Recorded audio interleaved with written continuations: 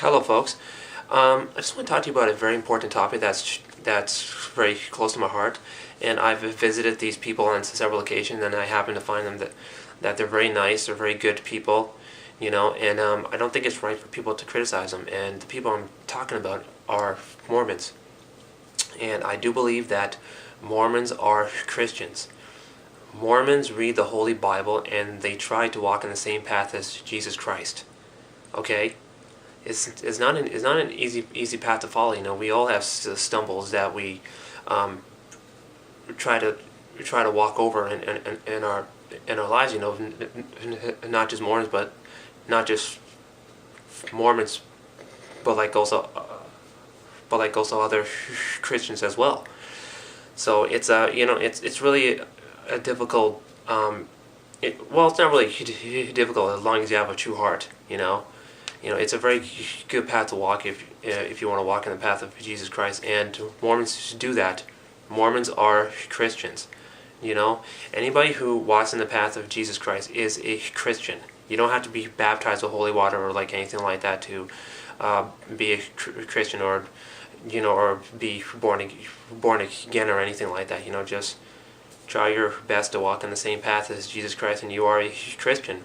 And I do believe that these nice folks, these Mormons, and they are part of the Christianity faith.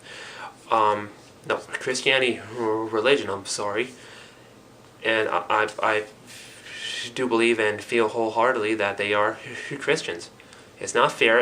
It's not fair that a lot of people out there call them a cult, because they're not really a cult. They're a large group of people who want to worship Jesus Christ, as best they can, and it's not really a cult. It's a religion, okay, guys. And again, they are Christians. Why do you think their full name is the Church of Jesus Christ of Latter-day Saint? If they weren't Christian, they wouldn't have the name Jesus Christ inside there. It will just be the Church of Latter-day Saints, and that's all. So I do believe that they are Christians. I do believe that they tried their best to walk in the path of Jesus Christ. It's not an easy path to walk, because like I said, there are stumbles along the way. But they try their best, and they're very good people. Actually, they're not bad. They're really good, kind-hearted people. And I've been to the church a few times. My experiences there was very positive, and I'm just, I've made so many new friends there. And no, I am not a Mormon. Okay, I am not a Mormon. I don't belong to any church. I'm a non-denominational Christian who wants to explore like other denominations in Christianity, and Mormonism has to be Mormonism was actually one of them. So I just go with my I just try my best every day to be a good Christian, and I think everybody should really follow the path of Jesus Christ, just like these Mormons actually do. They're not really bad people, but it's just too bad that there are some people out there who call them a cult, And no, they don't believe in polygamy. They actually got rid of that decades ago, over like 100-something years ago. And I can't believe there's people out there still practicing it today, And I think the example that we see of that is, unfortunately, the TV show Sister Wives.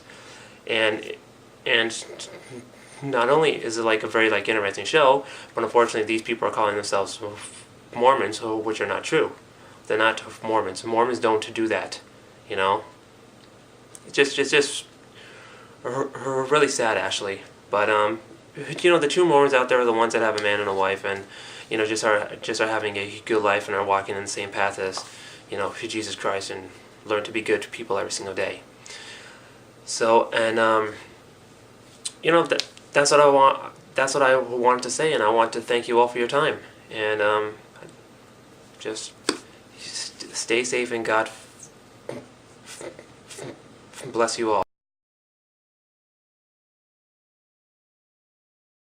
To land at Sean Hannity. Thank you for being with us. I got to tell you, I am a little tired of this constant back and forth about Governor Romney's faith, personal faith. It is the Church of Jesus Christ of Latter-day Saints. I mean, Presbyterians disagree with Methodists, disagree with Catholics, disagree with LDS. It seems that the bigger issue is the value system. In spite of these doctrinal differences, and he has been asked ad nauseum about this thing here, and I think it's fundamentally now unfair. Well, I think that he would make a terrible mistake, both for his campaign and for the country, if he were to give a speech Thursday and he were to talk about the beliefs of Mormonism. John F. Kennedy didn't talk about what Catholicism believed. He talked about the right of a Catholic to run for president. Well, and I hope that the governor is going to give a similar kind of speech in which he is going to say, the church I believe in should matter only to me. It doesn't belong in a presidential campaign. Judge me on my record. Now, let me put my cards on the table, Alan and Sean. I'm an evangelical Christian. I do not believe that Mormonism is an Orthodox with a small o, Trinitarian with a capital T, Apostolic with a capital A, historic Christian faith. But that shouldn't be a disqualification for running for the presidency of the United States. Sir, would that prevent you from voting for him? I don't endorse candidates, but his faith would not keep me from voting for him as long as he made it clear, as John Kennedy did. John Kennedy said, I will be guided by my conscience in the decisions I make. I have discussed this with Governor Romney. I probably have asked him the question 10 times at this point, because at each point I was interviewing him, it's back in the news again and again and again. He has said that. He has mentioned that repeatedly here. I've got to tell you something. I was raised a Catholic. I'm a Christian pastor. And I got to tell you something. My faith is important to me. It's a big part of my life. But I'm going to tell you, I have many friends that are LDS, and the values that I have as a Christian are exactly the values that they are living in their lives, with little distinction. There are doctrinal distinctions. What sometimes bothers me, you know, Presbyterians, Methodists, Catholics, and LDS, it's like there's more that they agree on, and yet, and so many things that would unite them, and it seems like we're looking for distinctions to tear each other apart.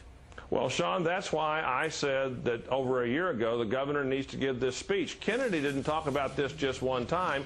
He talked about it over and over and over again, but it wasn't until he gave this speech that he was able to focus the attention of the nation and deal with the issue so that he didn't have to talk about his Catholicism. He could talk about the issues on which he was running for president.